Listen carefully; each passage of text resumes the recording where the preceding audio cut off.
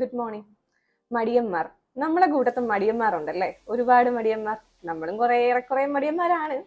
ആ ഇന്ന് ഞാൻ പറയാൻ പോകുന്നത് ഒരു മടിയനെ പറ്റിയുള്ള ഒരു കഥയാണ്. ഒരു ഒരു മടിയനായ ഒരു പയ്യൻ ഗുരുകുലത്താ താമസിക്കുന്നത്. നമ്മൾ ഗുരുവിന്റെ കൂടെ താമസിക്കുന്നത്. ആൾക്ക് ആൾക്ക് എന്ത് ചെയ്യാനും മടിയാ. പഠിക്കാൻ മടിയാ, ജോലി ചെയ്യാൻ മടിയാ, എല്ലാത്തിനും മടിയാ. ഗുരു മറ്റുള്ള കുട്ടികൾ എല്ലാ കാര്യങ്ങളും വേഗം വേഗം ചെയ്യുമ്പോൾ ഇവൻ മാത്രം മാറി നിൽക്കും. ഇവൻ മാത്രം പഠിക്കുന്ന കാര്യത്തിലും എല്ലായിടും പിന്നിലായി നിൽക്കും.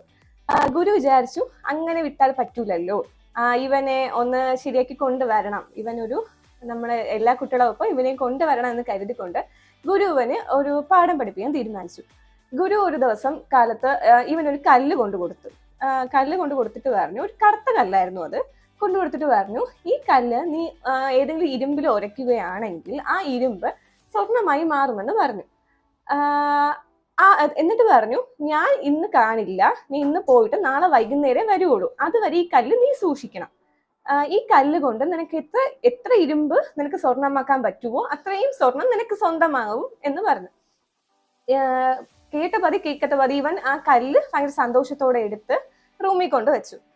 ഇവൻ എന്നിട്ട് അടുത്ത ദിവസം അന്ന് തന്നെ ഗുരു വേറെ നാട്ടിലേക്ക് പോയി. പയ്യൻ വിചാരിച്ചു, ഓക്കെ, സമയം ഉണ്ടല്ലോ, എന്തായാലും നാളെ വൈകുന്നേരം വരെ ടൈം ഉണ്ടല്ലോ, നമുക്ക് നോക്കാം. സ്വർണം, ഇരുമ്പ് അവന്റെ കയ്യിലില്ല, അപ്പൊ ഇരുമ്പ് എന്തായാലും പോയി മേടിക്കണം, ചന്തയിൽ പോയി വാങ്ങണം. ഇരുമ്പ് അയിരുകളായിട്ട് കിട്ടുമല്ലോ, അപ്പൊ അങ്ങനെ പോയി മേടിച്ചിട്ട് നമുക്കതിനെ സ്വർണമാക്കി എനിക്ക് വലിയൊരു കോടീശ്വരനാവാം എന്നതായി അവന്റെ ലക്ഷ്യം. ഇവൻ എന്നിട്ട് എന്ത് ചെയ്തു, അവന് പോവാൻ തന്നെ മടിയായിരുന്നു. ഇനിയിപ്പൊ നാളെ വരെ ടൈം ഉണ്ടല്ലോ, നമ്മളെ പോലെ തന്നെയാ, നാളെ വരെ ടൈം ഉണ്ടല്ലോ, അത് നാളെ ആവട്ടെ, നമുക്ക് നാളെ പോയി മേടിക്കാം എന്ന് കരുതി ഇവൻ എന്ത് ചെയ്ത് പോയി കിടന്ന് വിശ്രമിച്ചു. അടുത്ത ദിവസം കാലത്തായി. ഇവൻ കാലത്ത് എണീറ്റ് ഫുഡ് കഴിച്ചു.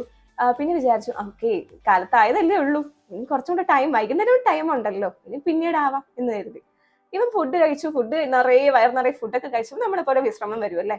അവന് ക്ഷീണം വന്നു, അവൻ കിടന്ന് ഉറങ്ങാൻ തുടങ്ങി. ഉറങ്ങി അവൻ എണീറ്റപ്പോ വൈകുന്നേരം ആയിരുന്നു. അപ്പോഴത്തേക്കും ഇവൻ ചാടി എണീറ്റു. അയ്യോ, വൈകുന്നേരമായി, ഇനിയിപ്പോ ഗുരു വരും എന്ന് വിചാരിച്ചവൻ ചാടി എണീറ്റ് ഇവൻ എന്ത് ചെയ്തു, കല്ലും എടുത്തോണ്ട് പോവാൻ തുടങ്ങി. യാത്ര തിരിക്കാൻ ഇറങ്ങി നിന്നതും ഗുരു വന്നിട്ട് പറഞ്ഞു, ഇതിന്റെ സമയം കഴിഞ്ഞിരിക്കുന്നു, ഇനി വേണ്ട, ഇനി ആ കല്ല് എനിക്ക് സ്വന്തം, ഇനി നിനക്കിത് കിട്ടില്ല എന്ന് പറഞ്ഞു.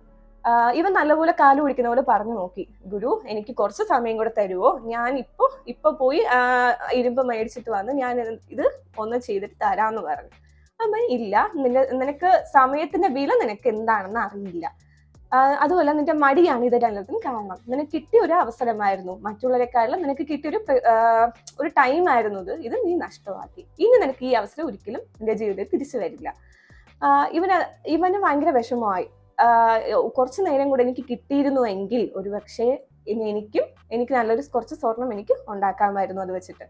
ഇവനത് ഭയങ്കര വിഷമാവുകയും ഇവൻ പിന്നെ മനസ്സിലാക്കി സമയം വളരെ വിലപ്പെട്ടതാണെന്നും എന്റെ മടിയാണ് എല്ലാത്തിനും ഇതും കാരണമെന്നും. അതുകൊണ്ട് കൂട്ടുകാരെ, നിങ്ങളും നിങ്ങളുടെ മടികളൊക്കെ മാറ്റി വെക്കുക.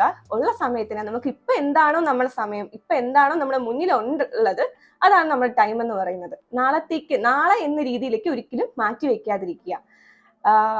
എല്ലാവർക്കും ശുഭദിനം ആശംസിക്കുന്നു.